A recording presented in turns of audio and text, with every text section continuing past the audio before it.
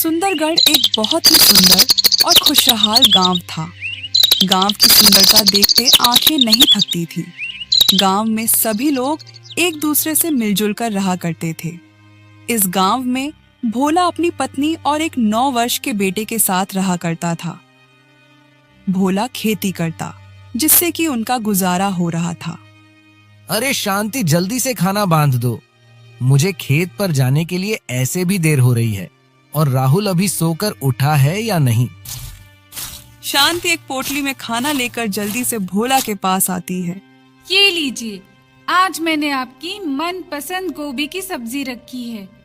अब ना कहना कि तुम मेरे पसंद की चीज नहीं बनाती हो। वाह वाह, क्या बात है। गोभी की सब्जी की सुगंध तो बहुत ही अच्छी आ रही है। चलो ठीक है, अब मैं चलता हूँ। मुझे वैसे भी काफी देर हो चुकी है। इसके बाद भोला कुदाल लेकर अपने खेत की ओर निकल जाता है। रास्ते में भोला को उसके 2 दोस्त शंकर और संतोष मिल जाते हैं। अरे भोला भाई, आज खेत पर जाने के लिए काफी देर हो गई। क्या बात है, आज भाभी ने खाना देर से बनाया था क्या? हाँ भाई, तुम बिल्कुल सही समझे। लेकिन तुम दोनों यहाँ पर खड़े होकर क्या चर्चा कर रहे हो? तुम्हें आज काम पर नहीं जाना है क्या? नहीं नहीं, ऐसी कोई बात नहीं है। हमें काम पर जाना है, लेकिन इस बार गांव में जोड़ों की ठंड पड़ने वाली है, तो हम दोनों बस उसी पर चर्चा कर रहे थे। ठंड तो हर साल गिरती है, तो इस बार इतना चिंता करने वाली कौन सी बात है? कहीं तुम दोनों इस बात के लिए चिंता तो नहीं कर रहे हो कि तुम्हें ठंड में नहाना पड़ेगा? यह बोलकर भोला जोर जोर से हंसने लग जाता है। अरे नहीं भोला भाई, इस बार हमें ऐसा सुनने में आया है कि इस बार गांव में खून जमा देने वाली ठंड गिरेगी। तुम्हें तो पता ही होगा, पिछले वर्ष ठंड के कारण गांव से 6 लोगों की मृत्यु हो गई थी, और इस बार तो पिछली बार से भी ज्यादा ठंड गिरने वाली है, तो पता नहीं क्या होगा। हाँ, और हमारे पास इतने पैसे भी नहीं है कि हम मोटे मोटे कंबल और रजाई खरीद सके। मुझे तो बस अपने परिवार की चिंता है। पिछली सर्दी हमने बहुत ही मुश्किल से बिताया था। पता नहीं इस बार क्या होगा।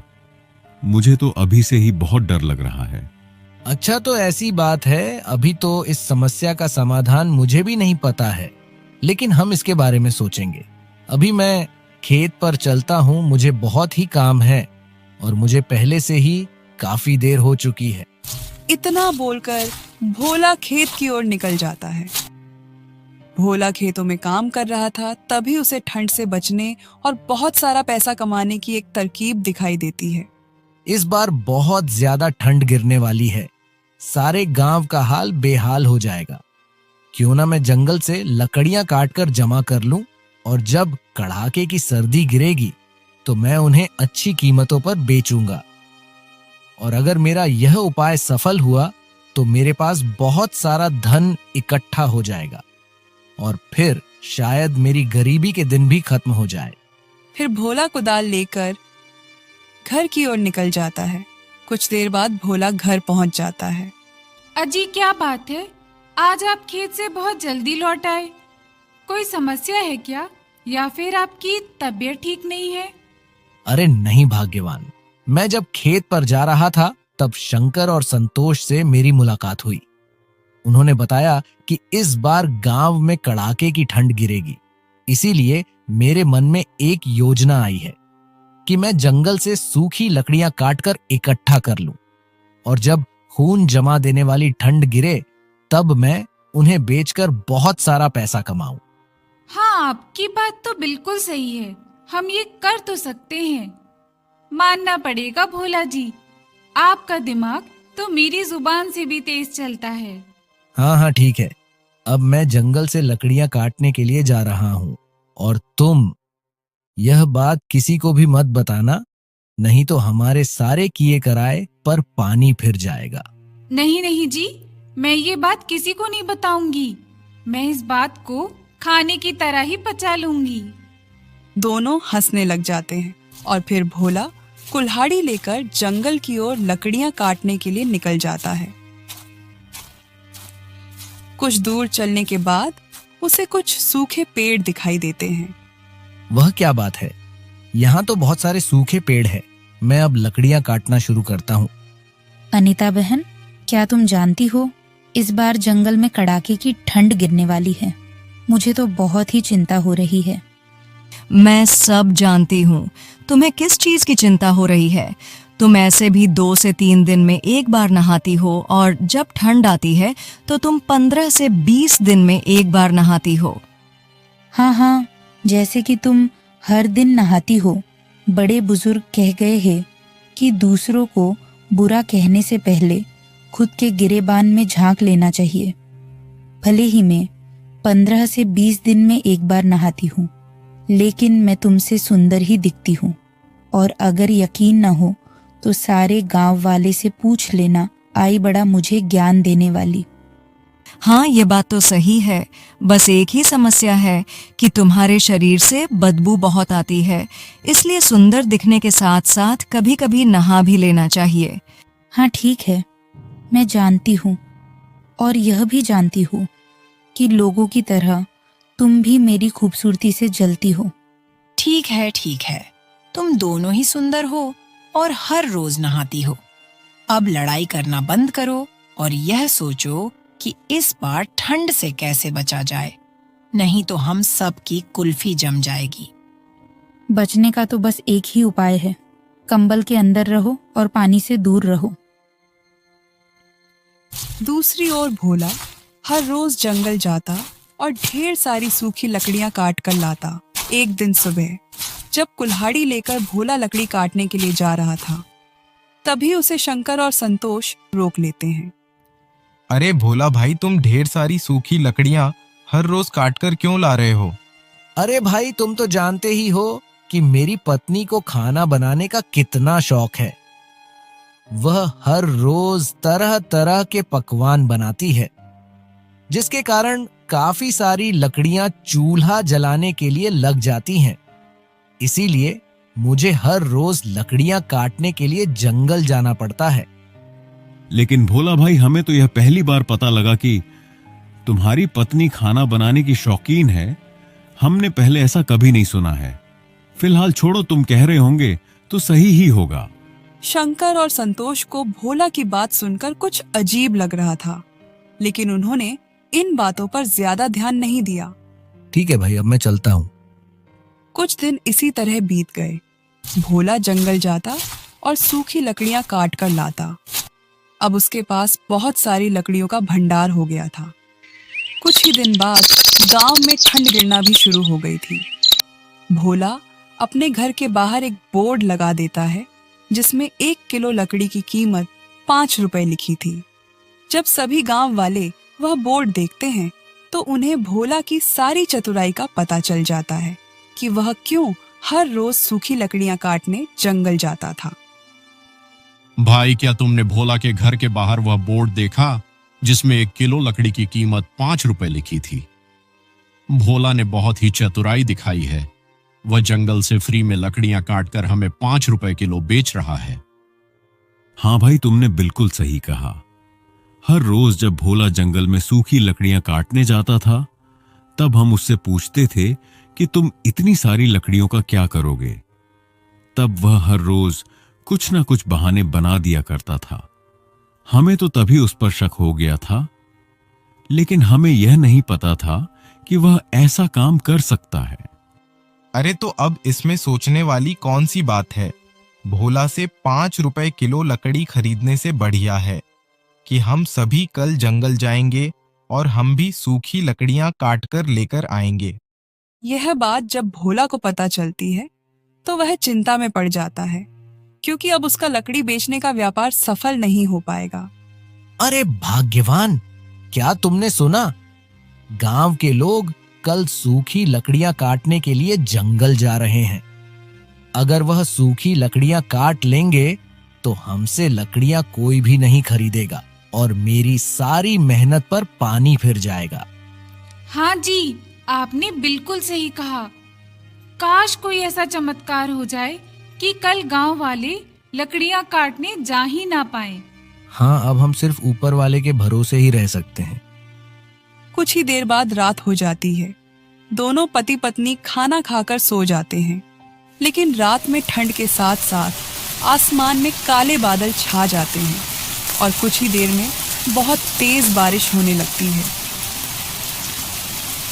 बारिश के साथ साथ ठंड भी बहुत ज्यादा बढ़ जाती है। बारिश गिरने के कारण सारे पेड़ पौधे गीले हो जाते हैं, जिससे कि अब जंगल में एक भी सूखी लकड़ियां नहीं बचती है। सुबह होने तक बारिश रुक जाती है। जब भोला और शांति बारिश देखते हैं तो वह बहुत ही खुश हो जाते हैं। अजी देखिए, लगता है ऊपर वाले ने हमारी सुन ली और रात को बारिश करवा दी। अब सारे पेड़ पौधे गीले हो गए होंगे और अब तो सूखी लकड़ियां भी जलने लायक नहीं रही होंगी। हाँ, तुमने बिल्कुल सही कहा। गांव वालों ने अपने आप को बहुत ही बुद्धिमान समझा था, लेकिन उनकी सारी बुद्धिमानी धूल में मिलकर रह गई। और अब मैं लकड़ियां 5 रुपए किलो बेचने की बजाय 10 रुपए किलो बेचूंगा। नहीं नहीं, आप 5 रुपए किलो ही लकड़ियां बेचो। अगर हम 10 रुपए किलो लकड़ियां बेचेंगे तो ये सीधे सीधे लोगों को लूटना हो जाएगा। ऊपर वाले ने आपकी मेहनत को बचाने के लिए बारिश करवा दी और अब आप इसका गलत फायदा ना उठाएं। मेरी आपसे विनती है कि आप लकड़ियों का दाम 5 रुपए किलो ही रखें। मैं लकड़ियों का दाम 5 रुपए किलो ही रखता, लेकिन गांव वालों ने अपनी चतुराई दिखाकर अच्छा नहीं किया। और रात को जो बारिश हुई है वह ऊपर वाले का संदेश था कि गांव वाले को सबक सिखाया जाए। इसीलिए मुझे तुम्हारे राय की कोई जरूरत नहीं है।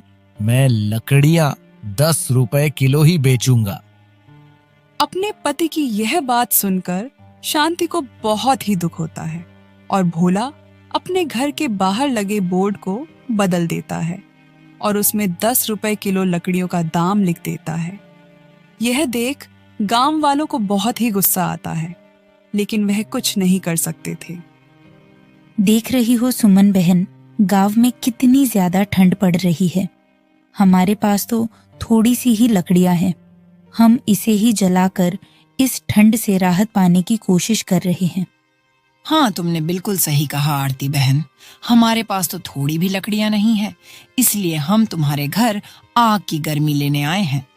क्या तुम्हें पता है, आरती बहन जब ठंड की शुरुआत हुई थी तब भोला ने लकड़ियों का दाम 5 रुपये किलो रखा था, लेकिन जब ठंडियां बढ़ चुकी है तो उसने लकड़ियों का दाम 10 रुपया किलो कर दिया है। वह सरासर लोगों को लूट रहा है। तुम्हारी बात बिल्कुल सही है शंकर भाई। हमने जंगल से सूखी लकड़ियां काटने का विचार किया था, लेकिन रात में ही बहुत तेज बारिश हो गई, जिसके कारण सारी सूखी लकड़ियां अब गीली हो गई हैं। ऐसा लगता है कि ईश्वर भी भोला के ही साथ है। अब हम चाहकर भी कुछ नहीं कर सकते हैं।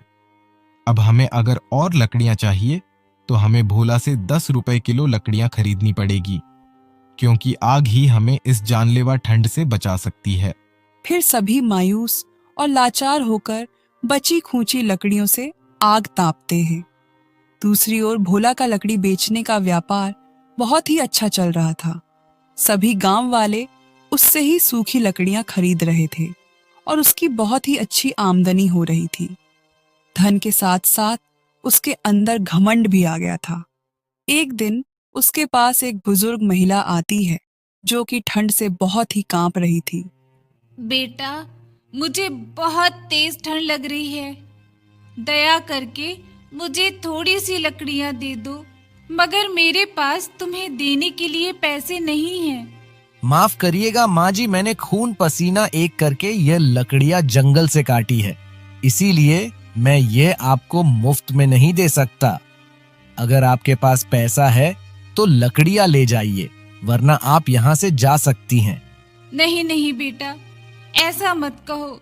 मुझे बहुत तेज ठंड लगी है और मेरे पास गर्म कपड़े भी नहीं हैं।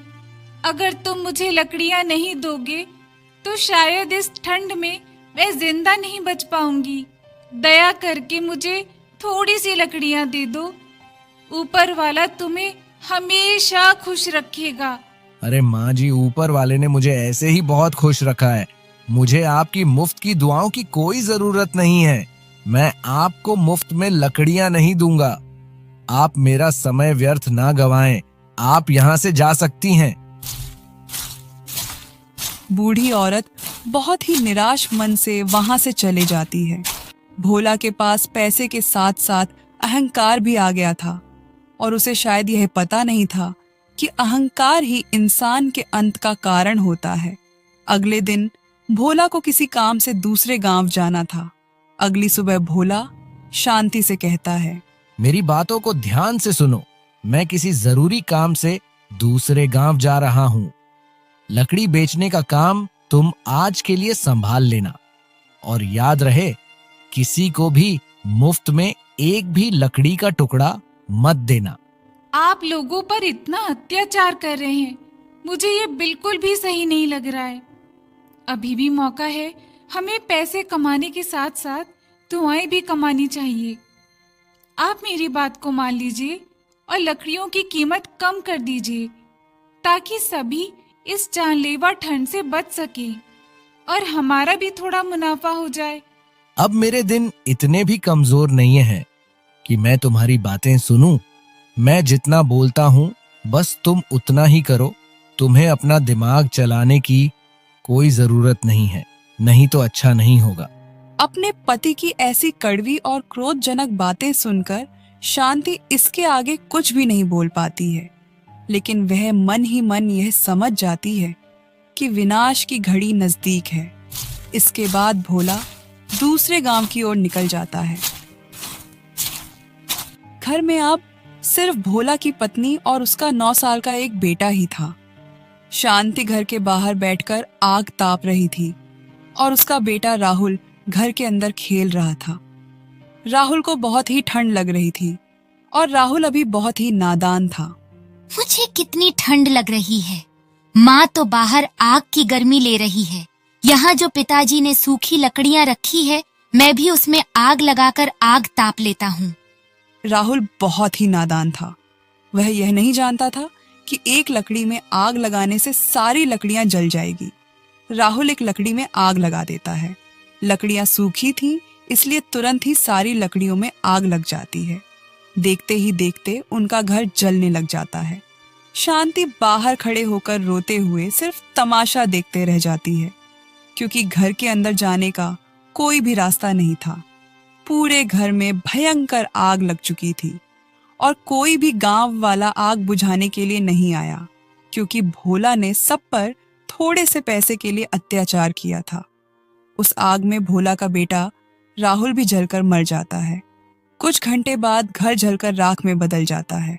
जब भोला घर वापस आता है तो शांति उसे सारी कहानी बताती है। यह सुन भोला बहुत ही रोने लग जाता है और उसे अपनी गलती की सजा मिल जाती है।